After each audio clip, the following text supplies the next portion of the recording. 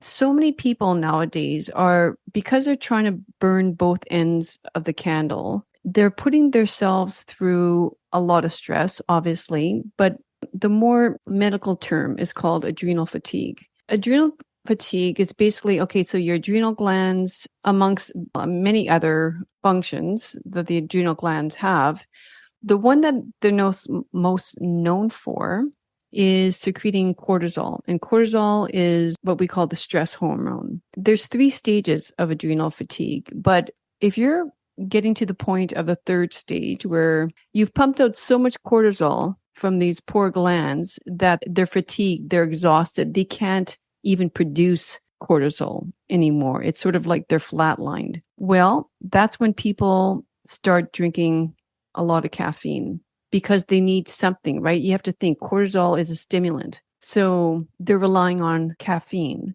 and it's a roller coaster of energy. They're up, they're down, they're up and down. Whereas when you're not relying on caffeine, it's more of an even keel energy. And I've noticed that for myself. So if you question, am I somebody that relies too much on caffeine? There's a pretty simple solution. Stop drinking it for a week and see how that might rock your world.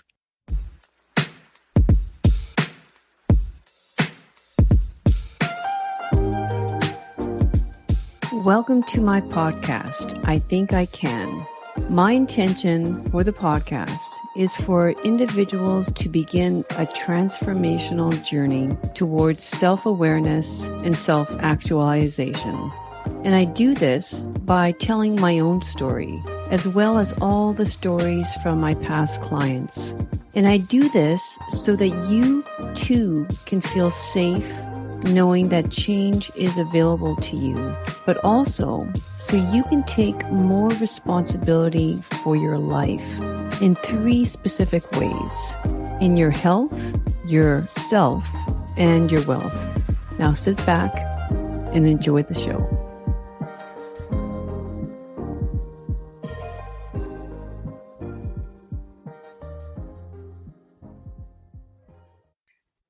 Hey, welcome back to I Think I Can podcast. Today I have with me Chad Polski, and Chad is the owner of Blue Spruce Decaf Coffee Company, a coffee roasting company that's exclusively decaf. So when I found Chad on social media, I just thought I need to get him on for an interview because I personally drink a lot of decaf, and I want to know more about the roasting process and but yeah, even about the business. So welcome, Chad. Thanks so much, Luelle. I'm happy to be here. All right. And Chad is from my well, he's Canadian, and that's another reason I just thought, oh, but this is good. He's close in my backyard sort of thing. And so you know what, Chad, the name of the podcast, I think I can. Sometimes I just like to ask my guests, what are some of your highlight times, I guess you could say, where you had that sort of mindset where I think, well, I can. So what comes to your mind? Sure. And that's a great question. So I mean, I would say obviously, with my family and raising my kids, obviously that's a new thing for every new parent. My kids are a bit older now, but when I first had them, I think that was one of the times definitely where I was like, you know what? I think I can do this. No, I can do this. Right. And, outside of that and outside of family, what I think really when it comes to the business was one of the big ones. When I started this business, I didn't know anything about coffee roasting. The only thing I knew was that, I can't seem to find a good decaf anywhere. And so, I had said to my wife, I think I can actually do this better than what's currently being offered. And, it was that mindset and I guess that thought process of, I think I can do this better. And, actually, no, I can do this better. that got me started in this whole journey. So it's a nice synergy, I guess, between the podcast and what got me to start the business in the first place. Yeah, perfect. Oh my God. I know. And that's really, part of my mission as well as a coach is to just have people realize that everyone has a choice. And it's not like when you see some successful business person, or it's sort of like, do you actually think that they never took risks? Like, do you actually think that they were like, they just thought this was going to be a guarantee? It's like so many people don't like the idea of getting uncomfortable in order to get what they want. They just, I don't know, they want it to go poof, here it is.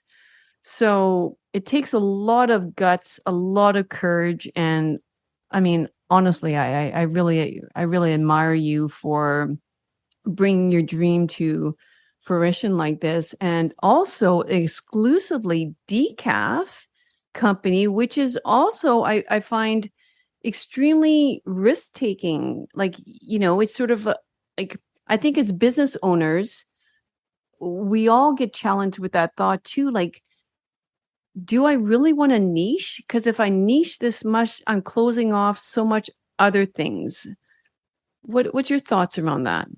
Yeah, so that's a great point, right? And I think that, I think it really depends on the business that you're in, to be honest with you, right? For this particular business in coffee, one of the things that kind of got us started down this journey and why being in a niche market actually was so attractive were two reasons. A, I was solving a problem for myself. So I gave up caffeine as a way really in hopes that it would help me manage my anxiety a little bit better, allow me to have more patience with my family and just in general.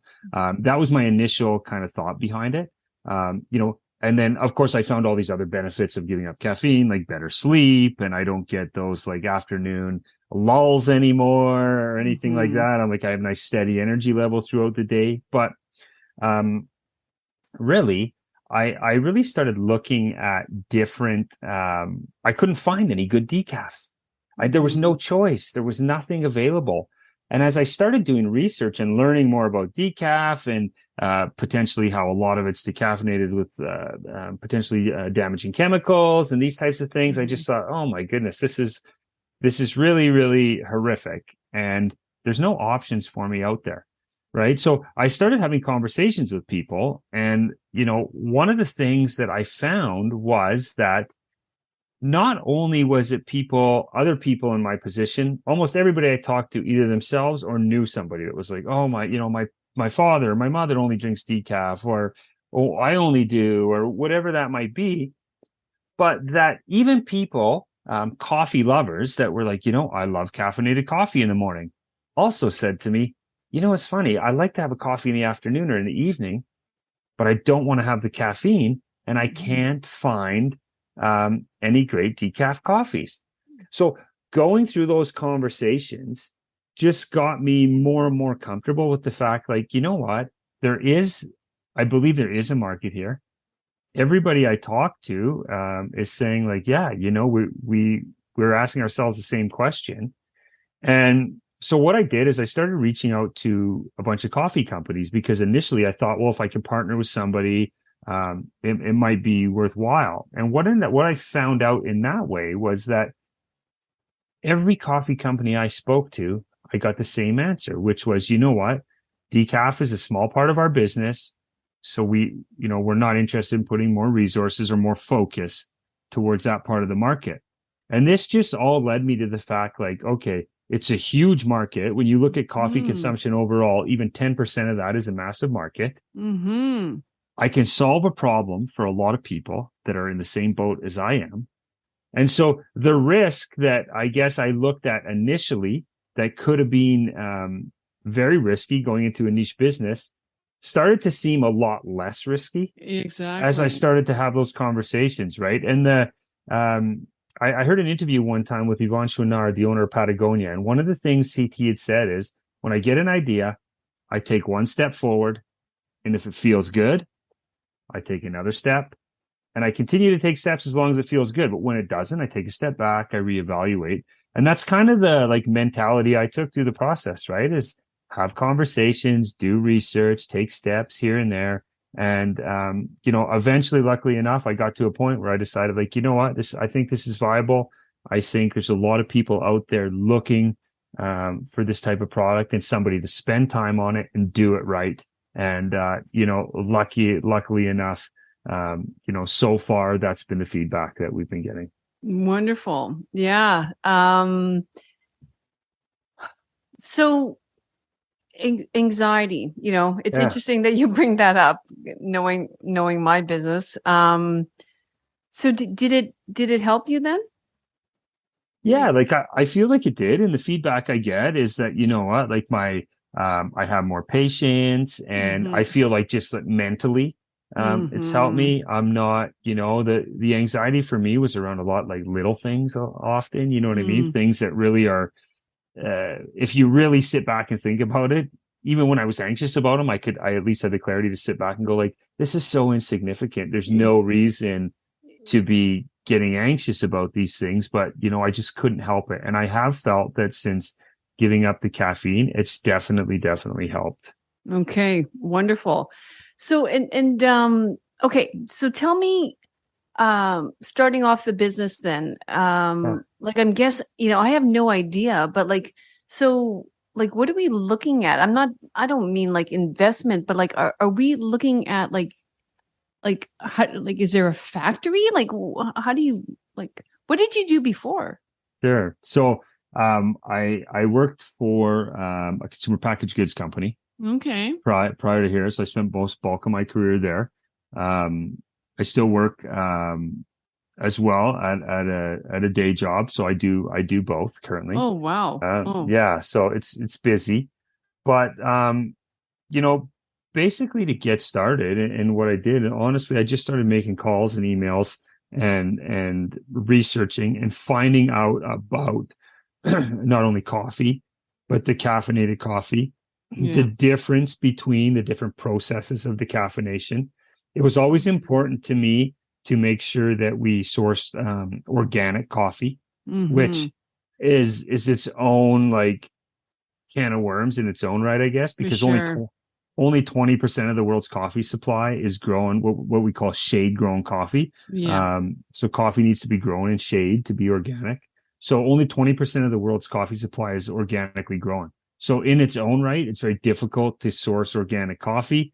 But then, most companies aren't decaffeinating that organic coffee. They're selling it as fully caffeinated coffee. So that has its own separate challenges. But Yeah. I started researching, and what I found out was there's really two different types of decaffeination. Okay, there's what they call like I call it chemical decaffeination. So the most popular method is decaffeinating coffee using a chemical called methylene chloride, Ooh.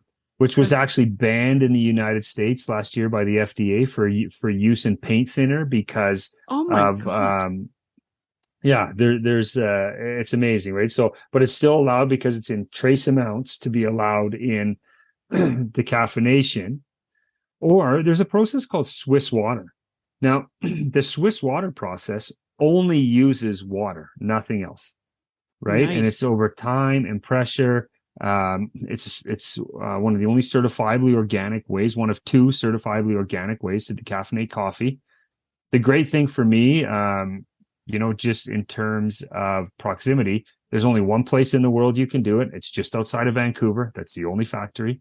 So it was very Did you attractive did you say in Canada or the in Canada. Yeah, it's the only place you wow? can do it in the world is in. What? There's one factory in the entire world that does Swiss water decaffeination, and it's in just outside of Vancouver on the west coast of Canada. So Wow.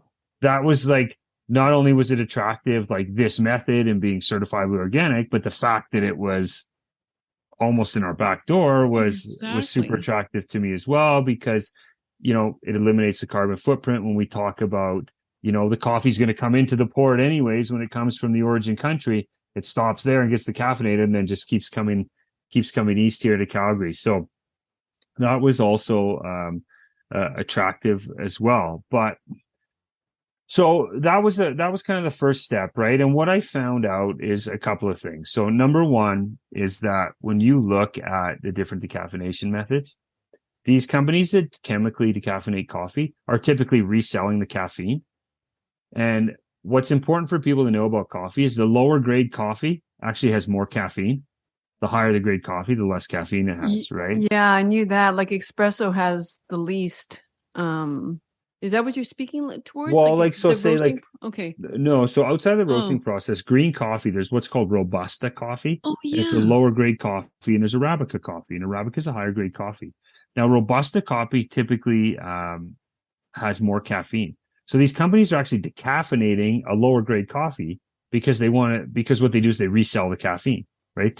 For like energy drinks and sodas and whatever else, Okay. right? So, but with Swiss water, what's nice is because they don't resell the caffeine, they have a environmentally friendly way to dispose of it once they Mm. remove it from the coffee. There's no reason to have a coffee with a higher caffeine content. So they actually have a higher grade and better coffee in some of those more organic coffees and stuff like that, right? They give you that much Mm. nicer flavor.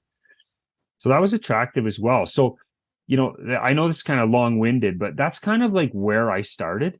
Mm. And then in Calgary, we have a partner roaster there's the only certifiably organic roastery in the city of Calgary. And even potentially in Alberta. Like, I don't even know of any other ones in Alberta where we're located.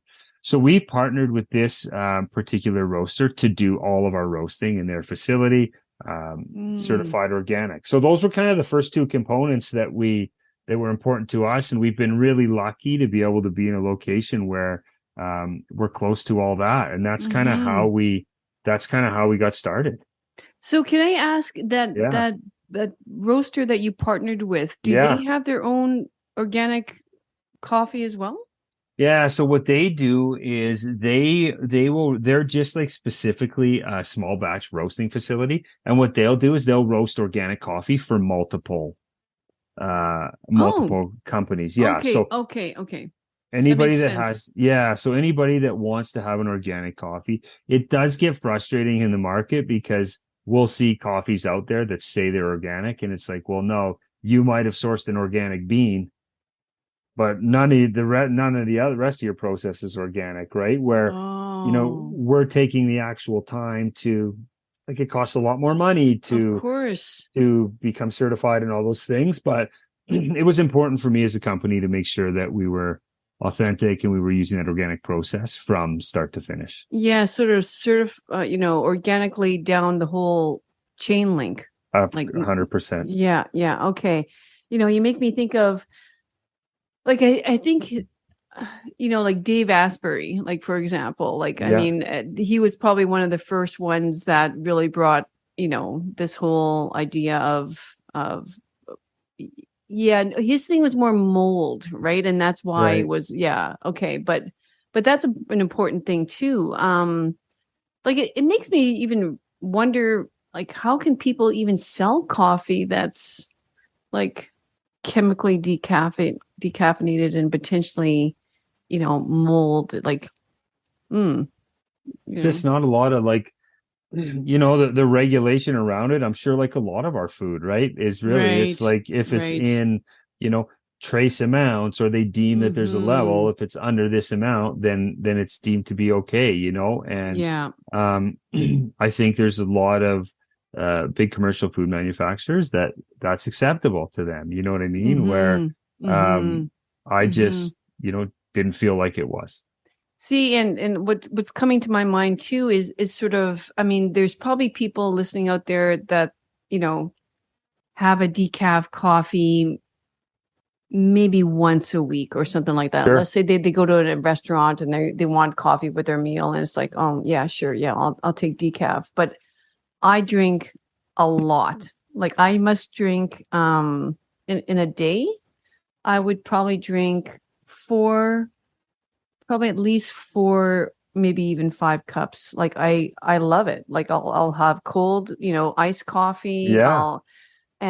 So like when you mention trace amounts, that's that's why this is important. Like for me, because trace amounts end up being a lot if you drink a lot of trace amounts.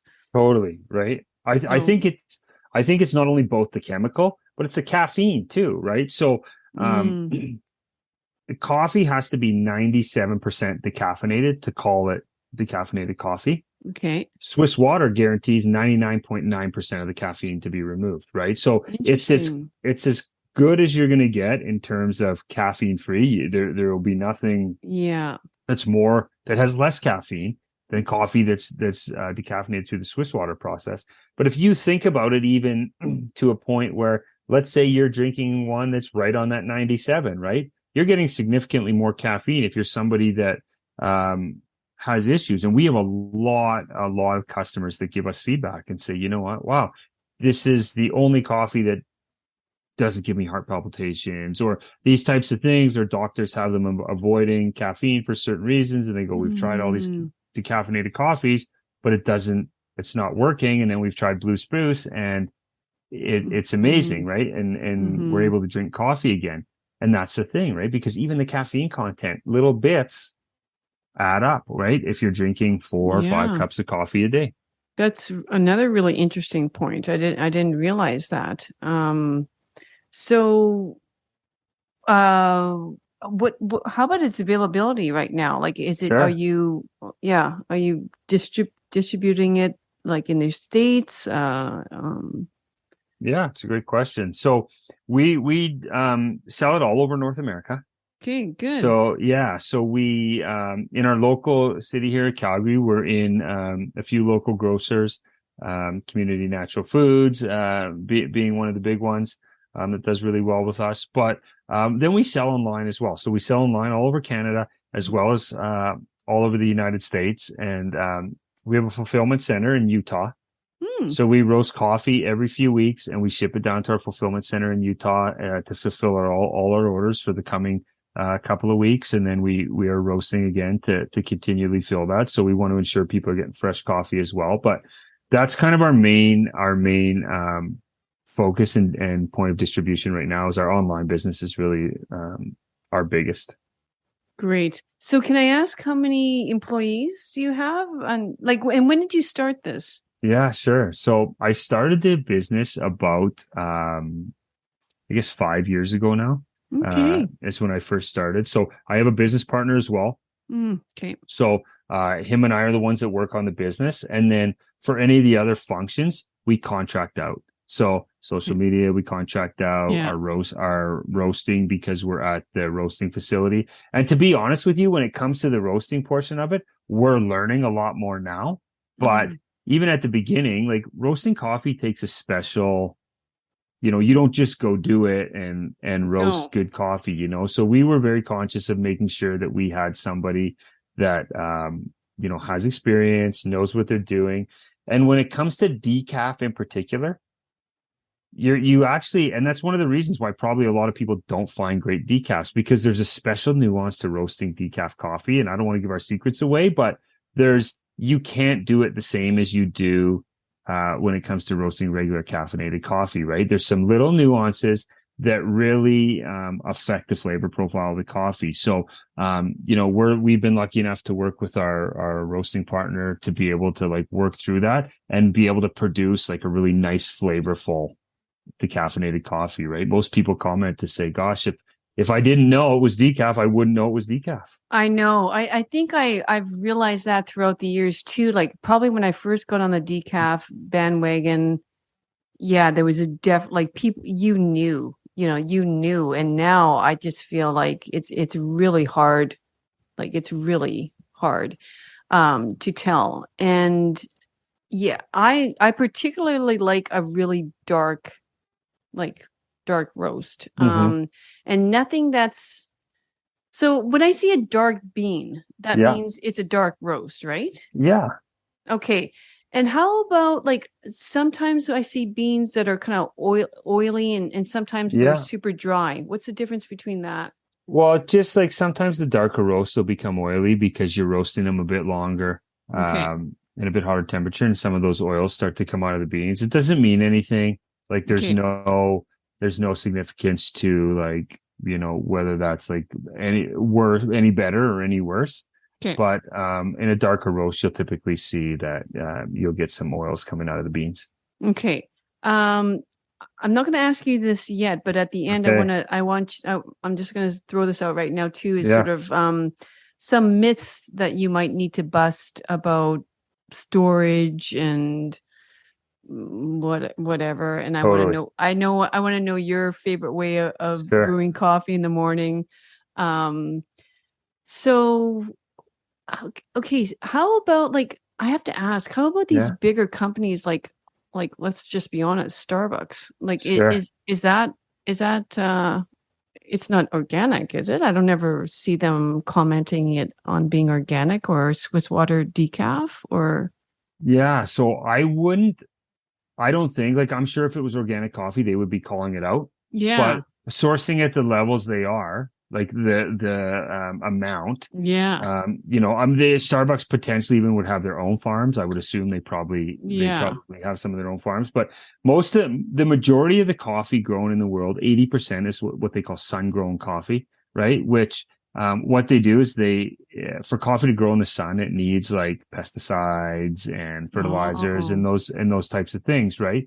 But what you get is you get a more predictable crop, right? So if you think about like farming practices we have in North America as an example, right? Where yeah. we grow a crop, then we go in and we kill everything with whatever we put on it, and then we Yeah. replant for the next year. Well, it would be a similar process, right? That Mm, that they're using. Now, what happens with that is it also comes with other potential side effects, right? So like deforestation is one of them, right? You got to cut down a whole bunch of trees to have this big field of coffee. mm, And or there's been cases, and I haven't seen this firsthand, but I've heard of things where they say like the pesticides and stuff they use in the farms run into like a town's water supply, for example, in some of these mm. third world countries where coffee's grown, and that could potentially contaminate the water supply. So there's a whole host of other things that come along with sun grown coffee. Unfortunately, to produce it at the levels we need to for our consumption in the world, they've been forced to go that way. So, Okay. but that's the Mm. majority of the coffee. Yeah, exactly. Okay. And like you must have had to choose like, these descriptions of coffee. Sometimes I find them really interesting. Like I'm trying Yeah, to, okay, so the roast, I know I need to pick a dark roast, but then yeah, let's say there's three different dark roasts and one's saying, you know, fruity, hmm blah blah blah. It's just like, I mean, how did you choose? Like, how do you choose those words? Like, I mean, is it the guy himself that's roasting it? That's like it's yeah. almost like what do you call those? Like wine connoisseurs It's or yeah. totally right. That's Okay. exactly what it is, right? So what we do cuppings, call them cuppings, right? And Okay. what you'll do is you'll roast the coffees, and then you'll taste them like a wine tasting, right? Interesting. Now, the best way, never hot, right? Because Hmm. almost like maybe slightly above room temperature, that's where you're going to get most of the flavor notes out of the coffee. And it's a similar thing, right? And coffee has flavor notes like wines or scotches or anything Mm. based on like where it's grown, the type of soil, and those types of things produce different flavor notes out of the coffee. And that's kind of where you come up with those flavor notes, is through those tastings, and then as well as like some background from where the coffee's grown. Okay, interesting. What's something else that you feel like people need to know about in choosing the coffee? Is it Sure. yeah. So, I mean, the things I would say, right, when we're talking about decaffeinated coffee, Yeah. in particular, right? Like, so I think personally for me, I like to try to choose an organic coffee if I can. It's not always possible, but I like to choose an organic coffee if I can. The biggest thing I tell people is look for Swiss water processed coffee, right? Okay. That is going to be um, you're guaranteed that there's been no chemicals used in the processing of the coffee or the decaffeination process. If it's not certified organic, then of course you can't be sure that there was most likely like pesticides and stuff used on the Hmm. coffee crop itself. But if it's certified organic coffee, then the bean, then you won't have any chemicals. anywhere throughout the process. Mm-hmm. And I always tell people, and it's probably important as well, that with the Swiss water process, if you really kind of like break it down very simply that most people can understand, essentially what they do is they'll soak the beans in water, temperature and time over a period of time. And what happens is they have what they call a green coffee extract. Okay. Now that green coffee extract has had multiple beans soaked in it. And that water is fully saturated with everything in a coffee bean except for the caffeine. So when the green coffee gets there and they want to decaffeinate it, it goes in this green coffee extract, this like flavored water essentially. And they do it over a very specific period of time and temperature and pressure. And what happens is because that water is fully saturated with everything in the coffee bean, nothing can leach out of that coffee bean except the caffeine, right? Because there's no room left in that solution, if you think about it, for anything else to come out. So what they do is the caffeine comes out of the bean, the integrity of the bean stays intact. Then they run that green coffee extract through a filter that captures all the caffeine, lets the remaining, flavored water, if you want to call it, the green coffee extract, roll out. Now you're left with these beans that are 99.9% decaffeinated, and you've still got this green coffee extract that's been incrementally topped up a little bit through the coffee that's been roasted in, and they use that again for the next batch, and then they just get rid of the caffeine. So, it's much more complicated than that, but very simply, that's the way most people can understand. That's how they decaffeinate the bean. Okay. Well, something I never really, and I think most people don't give it a lot of thought, but again, if you're somebody that wants to move away from caffeine, because I mean, like, we could talk about that too, like the effects of caffeine. I know one is it's dehydrating. It dehydrates your body. Go, And well, anxiety is, I mean, anybody who having heart issues, heart palpitations, sleep is huge, right? Totally. Like, I mean, nothing's more important, especially a young father or elderly. Totally. There's just so many different reasons, but the ritual. Okay, so it's definitely a ritual. It's like, honestly, it's one of the first things I do when I get up in the morning. And so what's your favorite way of brewing coffee? Yeah, great question. So I use every morning French press. Okay, that's what a lot of people, Yeah, that's my favorite way. It's easy. It makes a couple of cups, and it always tastes good. So I get up, I grind my bean. I'll grind my beans every morning, put them into my French press, and then make it in the French press. So that's what I do every day. I drink it black. Sometimes I'll put a little bit of agave nectar in, but outside of that, I like to drink black coffee. But that's my personal favorite way to brew it. Yeah. Okay. Interesting. I use gosh, what is it called? It's all just escaping me. Like the glass Chemex or yes. yeah. Chemex. Yeah. I don't know if that's the actual way you like describe it being brewed, but I know that's the brand of the it's craft. Like a pour over, yeah. Pour over, correct. Yeah. Okay. Storage. Sure. What would you suggest for beans? So the big thing I always tell people is this, because there's a lot of myths out there. Like people ask me, should I freeze my beans? What should I do? And I say, no, you don't need to freeze your beans, right? So, my recommendation, if you're ordering our coffee, we spend like a significant amount of money on packaging. The best way to store our coffee is in the package. It's a resealable package. It's going to do, you're right. It's dark. It's dark. So in like I say, in a dark, like cool place. So like, for example, like in your basement as an example, right? Like heat and light are really the enemies of roasted coffee. All our bags have a one-way to gassing valve as well. So they let out any of the carbon dioxide and everything in the bag, and are all the gases out from the bag. They don't let any oxygen in. So they're not like, prior to opening the bag, you're not getting like very minimal amounts of oxidization, right? So I always tell people, one of the other myths is people will always say like, oh, I only like fresh roasted coffee. And I'm like, no, I understand that. But if the producer you're buying coffee from uses like the right kind of packaging, most people probably wouldn't be able to tell the difference between coffee that was roasted 2 weeks ago and coffee that was roasted 6 months from now, right? If it's in that packaging and proper packaging. So I always tell people the best way to store it, if your coffee comes in like a nice bag, especially one that's like resealable like ours, store it in the bag.